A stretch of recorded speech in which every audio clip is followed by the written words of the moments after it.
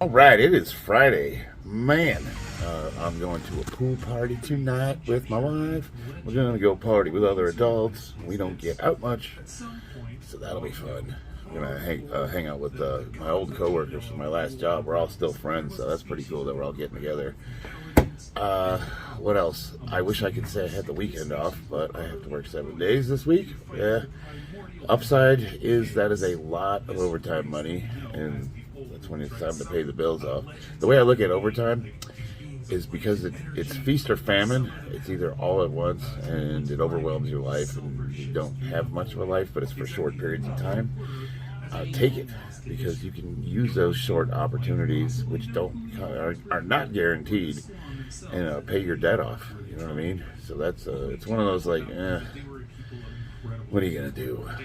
I am coming up on 2,000 subscribers. It blows me away.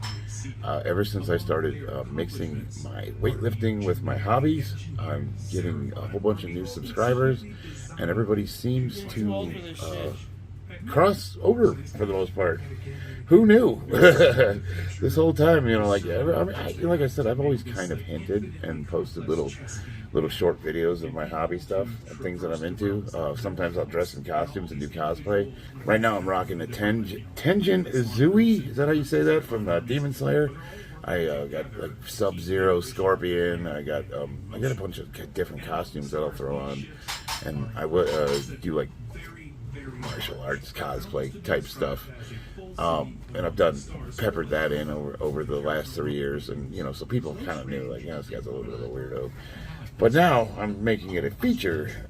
I'm bringing it out, and what's really cool is it warms my heart to find out how many people are into or want to get into men's fitness, and the more the merrier. If you guys want to know how to get into powerlifting, it's super simple. It is literally as simple as getting online, looking up a federation. I represent the USPA, and I'll be lifting in the WRPF later this year. You just go to your local state website, sign up for a membership. They're like $80 for a year. The price has gone up. And then you literally look at the event calendars, local meet, find one that's a few months away, and enter it. Entry fees can be usually between $80 and $200. If they get super expensive, if you do what's called cross-entering, so like usually you enter whatever your weight and your classes. So if you're open, that's all the big age group. If you're a junior, I think that's under the age of 22. If you're a master, that's over the age of 40. But you can be a master and cross-enter into the open. So the more events you cross-enter, and the more expensive it is. So if you cross-enter into all the single lifts and the open and the masters, it can run like $200. But if you just want to enter the meet, I think it's usually like $80, something like that, and you throw a T-shirt in there for another $25. Now, the number one thing people say to me when I give them that proposition, if you will, is, well, I want to wait till I'm strong. I don't want to show up and be like the really weakest lifter there. Chances are you won't be, but even if you were, what's really cool about it is they love new people. They absolutely love new people. Even if you can barely lift and you tell them it's your first meet, you'll be welcomed with open arms, and you're going to make a bunch of new friends. Nobody's going to care. Nobody's going to give a crap about what you can lift. It's such a fun, encouraging, it's just an awesome experience. And I always tell people, like, don't wait too long, because one, we're never good enough, ever. Every time, I remember I was like, all I wanted out of life was to be able to bench 225 pounds. And then when I did that, I watched everybody hitting 315, and then when I did that, all of a sudden everybody's benching 405, and it's like, you're never good enough, ever. You start lifting heavy, you will welcome to being weak for the rest of your life. And you just get the experience, Get the experience, make some friends, and see if you like it. And I love it. It changed my life 100%. So if I can encourage anybody to do that, that's my main mission in life, is to give so freely what was given to me, pass on. I don't know, I started training when I turned 40. This coach was training us for free, and within 2 weeks he he said, if you're going to train with me, you have to enter a meet. He bought me a singlet, he bought me wrist straps, and he entered me in a local meet. He says, you're lifting in 30 days. I'm like, holy crap. Okay. And I did, and I've been doing it ever since. That's how awesome it was. I don't know. I have not met one single person that has done a meet, and whether they stuck with the sport of powerlifting or not, they did not look back fondly upon it and said it was a memorable experience, and they're glad that they did it. I'm sure there's somebody out there that didn't like it, but I haven't met them. I don't know who they are. All right, it's time to dig into some comments, but before I do, check it out. I'm almost done. The lighting's not that great. Focus, focus, focus, focus. Focus on them? Nah, it's not gonna. That sucks. But anyway, I'm doing the gold highlights, and once I get these done, I'm gonna break into some really, really cool models that I've been waiting. I told my son we could not paint them until we got all the ones that were on the table done. Got some really kick-ass Titans and Dreadnoughts and things of that nature. So that's going to be a fun little thing to break into. Comment time. So, first comment, LQ4 Chevelle. This is a little bit of a long one. And there's a lot to unpack, which is why I'm featuring it. He writes, growing up, I feel like my generation, elder millennial, so I'm assuming you are in your 40s or late 30s, was the last one that had this experience as normal. Now, what is he referring to? My angry Marine Rant, the battle continues over female custodies. And what we were discussing was putting your army of skinks things together. like, why can't boys have their own space? You know, like you said, the Boy Scouts, and there used to be fraternities where young men would do things with older men, mentors, like go camping, survival, that kind of thing. And then we were talking about the efficacy of having women as frontline troops in the military and the problems that can, present, pros and cons. Let's see. This the last one that had this experience is normal. Boys naturally hung out with other boys, and girls hung out with girls. Nobody considered it as strange or weird or oppressive for men and women to each have their own spaces.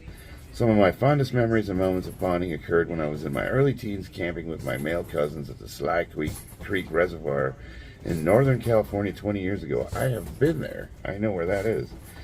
The other best memories were from my buddies in high school hanging out on the weekends and getting up to all sorts of mischief. Yeah, we were straight up committing larceny in my later high school years. I don't know if I would recommend that, but what I will say is it definitely prepared me to get out in the world. Like my son now, I don't know if he could ride his bike to the store. He's 12 years old. At 12 years old, I was breaking and entering. You know what I mean? Like, okay, there's got to be a middle ground maybe. The other best memories from my buddies in high school, hanging on the weekends, getting up to sorts of mischief, going to Radio Shack. Oh man, I miss Radio Shack. And wiring up a button box to set off fireworks, paintballing out in the woods, or airsoft once became that thing. I way prefer paintball. But airsoft is cool. I don't know. Airsoft is just like, they're so try-hard. I mean, these guys show up and they act like they're in Delta Force. But hey, no hate. I mean, I do the same thing. I LARP when I go to the, even though I was in the military, you should see some of the kit I wear to the range. It's a little ridiculous. That's part of the fun, though. Learning camping survival skills from the men in my family. Yeah. I wished when I was a kid that I had more opportunities to be with girls, especially because I didn't know how to talk to any of them. And there was times it's like, you get to that age, you want to be around girls. But that's the point, is that once you get to that age and you introduce women, the boys' brains don't work. They are hardwired. They're laser focused. It's all hormones, and it's not the greatest for women, I'm assuming. But how did we survive this long as a species? There's a natural built-in evolutionary thing that we all have, and I think it has something to do with making sure the species continues. You know what I mean? But it's I don't think. Okay, I'm going to tell you guys a little. I've touched on this before. My son Aiden. Now this is going to get really personal. and I'm not super proud of this. I'm a recovering alcoholic, and I used to not be such a great guy. I used to drink really, really heavily. And my son Aiden is from a different marriage. His mom, he has a different mom. She left me because I couldn't quit drinking, and I got really bad. And she said that I was a danger to be around. And I'm not going to, I don't blame her at all. I mean, she had her reasons, and I was a danger to be around. But unfortunately, I didn't have my son in my life for his formative years. First 4 years, it was real hit or miss, barely saw him. And a lot of that is because her and I were fighting over custody, and it got really ugly. I would say maybe she was using my son as a weapon against me. If she hears that, she probably would disagree with you. But the fact of the matter is, I was right down the road, and she wouldn't let me see him. She made me jump through a whole bunch of hoops. I had to go to court. I had to do all this stupid shit. And I have a lot of resentment around that. And on top of that, she told my son that I was like gone. Like, oh, Dad's not here. He can't see you. I'm like, that is a flat out lie. I was right down the road, and I wanted to see him. But I don't want to get into that. My point, he became a little bit of a mama's boy. And, he was, because he was short like I was a smaller kid. People tend to treat you like you're young. And everybody treated him like he was, he's 12 now, and everyone treats him like he's a 10-year-old. I, on the other hand, hold him to higher expectations. And he sometimes gets upset with me. And he's like, why are you so strict with me? And I told him, I said, son, that's a sign of respect. I'm the only one that treats you like you're your age. And I respect you as a young man. And I expect more out of you as a young man. And I think it's disrespectful what they're doing to you. And do you want to be treated like a 10-year-old? And now we kind of have an understanding. He gets it a little bit. I am pushing him to be more of a young adult. But he didn't have me in his life, and it showed big time. She wouldn't let him play outside by himself. Everything had to be supervised. Everything had to be padded. She was afraid of constant danger. And it's like, when we were kids, Mom locked us out of the house. We went outside. She literally locked the door. We had the hose to drink from, and you ain't coming back in until, I don't know. Honestly, I don't know if that's a great thing to do either. I grew up in what I would call an emotionally abusive household, and I'm not suggesting you do that either. But we learned to fend for ourselves. We played down the street with the kids, and we went to the park by ourselves, and we rode the bikes, and we went around the neighborhoods. And the kids these days, they expect you to be out there watching them play on your street. Like, come on now. Now, I got a great neighborhood because all of our neighbors know each other, and the kids all play together. And, all the neighbors kind of watch out, and if there's any issues, we contact each other. But we let the kids play. We let them explore the neighborhood. And, yeah, there are dangers. There absolutely are. But we teach the kids to recognize those dangers and say something. The whole point, stranger danger. If someone's talking to you, what do? You go get an adult. I don't know. You can't, at some point, you got to push them to be independent, otherwise they never will be. They will never learn. If you don't have men with other men learning to be men, they will not have manly qualities, and they will be mama's boys, and they'll be afraid of everything, and they won't try, and they'll give up, and they'll only do something if they know they can win. They don't learn the struggle, they don't learn value. And then, when they do get dad to push them, he's an asshole. My dad's a jerk. It's like, he doesn't love me. I love you very much. And that's why I'm pushing you. Oh, man. I do believe, I've learned over the years to soften my approach, and I'm not so much of a Marine hard ass.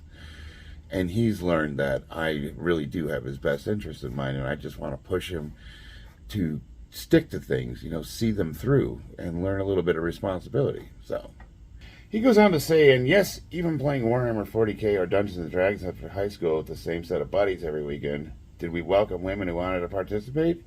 Hell yes, we did. I'll tell you what, though, I couldn't find one. I could not find a single girl that was remotely interested in the crap me and my friends were into, but I'll tell you what, if one did want to hang out, we were all over that. People in our group got girlfriends. We love to include them and welcome them. Even now, I find it difficult,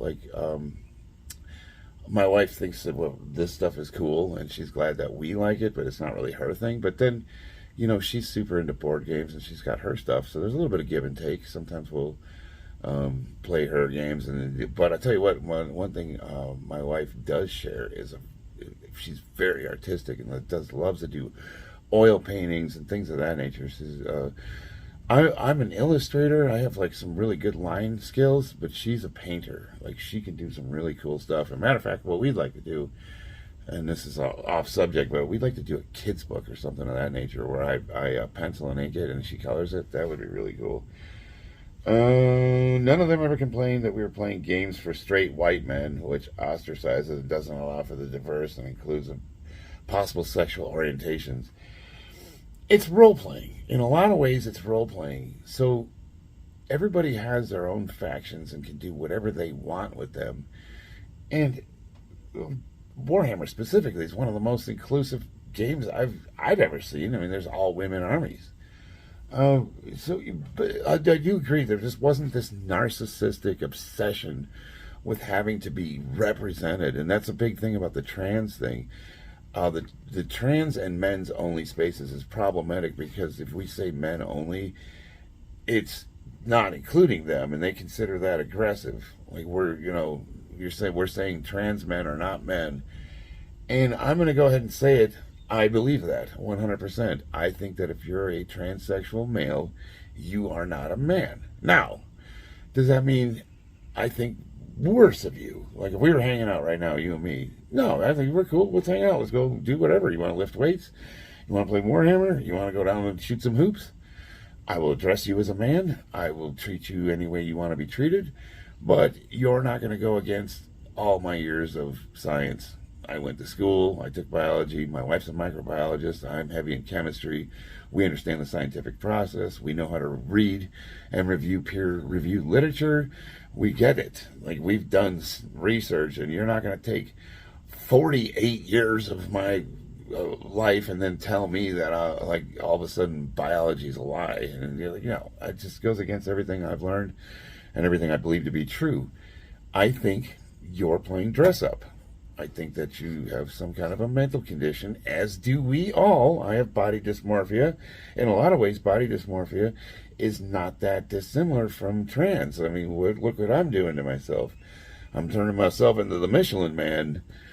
You're doing your thing, and you're making yourself a chick, or whatever. I'm thinking about chopping. No. Anyway, I don't think less of you. I don't. And we can hang. I'm not going to lie and go against biology, but I'm going to treat you with respect. And if you're cool, we could be friends. Totally. Awesome. It's when you try to push your ideology on me that we run into issues. That's where I have a problem. It'd be like me saying everybody that I work out with has to be a power lifter. Come on, you pussy. Then I start forcing them to lift heavy, and I started making them inject steroids. And like, you're not going to train with me if you don't. There's no way some natural's going to train with me, damn it. Whoa. No, to each their own. We don't judge here, but we also don't put our stuff on other people. There's a saying, libertarian saying, your life is not my fault, and my life is none of your business. And if we all live by that simple principle, we'd get along swimmingly. He goes on to say this whole video is going to be about his comment. It's very long. The girls helped the boyfriends paint the models, and suddenly half the group had better looking armies than when they would show up. You got me thinking, because I believe that if I can convince my wife to start painting my models with me, or for me maybe, they would look a lot better. I think that would be super cool. At the end of the day, what is it? Like, we used to, we've always painted miniatures. They weren't necessarily 40K. Sometimes they're little wooden ducks, that you put on the ponds. I do like wood carving, that kind of thing. She does like clay modeling. We got a pottery wheel. We do like lots of craftsy stuff. We're craftsy people. The one cool thing about Mama is she's got an activity room for the kids, and it's just boxes upon boxes of like those little art crafts projects that you can get at like Michael's and the dollar store, things like that, where it comes with like something for the kids to paint, whether it's like a ceramic figurine or whatever, and it comes with the colors. And we got those little like battery operated solar little robots you could put together. We got just tons of stuff. Anytime we see them on clearance sale, model kits. That's kind of how my kids got into doing this, is because it started out putting together like Snap-on models, a lot of those little Gundam ones. And of course, it just evolved into what Dad's doing, and I think that's super cool. But yeah, that's girls are awesome at painting, and I think they actually perceive colors better than we do. And he goes on to say, it's so strange to live that life. Before I was even born, my grandfather died and my grandma remarried a black man who completely stepped into his role as neither myself nor my cousins, I'm white, all my cousins are Filipinos, ever considered him anything other than grandpa. We have similar situations in our family. As a matter of fact, well, I don't want to divulge anyone's private details in case they watch these videos. But yeah, you know what? That's the whole point I'm trying to make, is before 2015, I grew up in the 90s. Honestly, race was not in the conversation before Barack Obama. I'm telling you guys, I'm not saying it didn't exist. I'm not saying it wasn't a problem that needed to be addressed. I'm saying that it wasn't in the daily parlance, and it wasn't the topic of discussion or a dividing line between political parties and inserted into every aspect of our lives before Barack Obama. He's the one that started this crap. That's when it became front and center as a problem. And I'll even go so far as to say I voted for him the first time. Oh, at that age, I was very apolitical, and I voted for who I thought the best man was, and I really liked what he had to say. I was not a Democrat. I was not a Republican. I didn't consider myself liberal or conservative. I just was like, oh, I'm going to vote for this guy. He sounds really cool. And that's when I became political, because I saw what he was doing to this country.